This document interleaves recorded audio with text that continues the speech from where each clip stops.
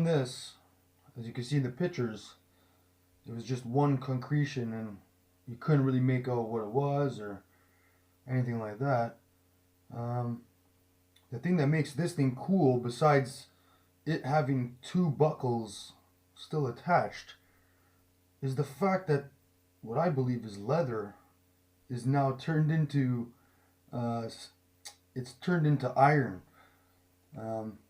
since it was encased in cocooned, as I like to call it, cocooned in complete rust, pretty much. See, now you can see it turned out really nice the way I did it.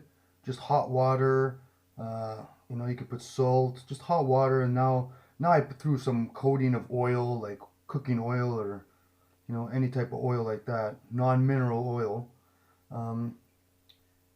So basically, the belt went from leather to iron. I'll even prove that it's iron.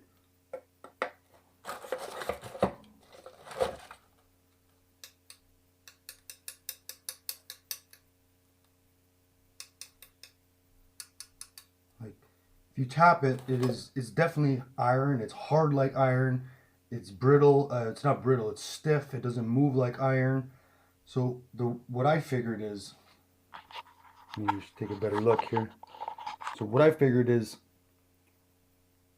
it turned iron, it turned leather into iron because it was so weathered together that it, I want to say meshed, but there's a better word. It formed into metal. So the rust was encasing it for so long that leather has now turned into metal. I'm not even sure how I could prove it to you again, but it did make a big ping.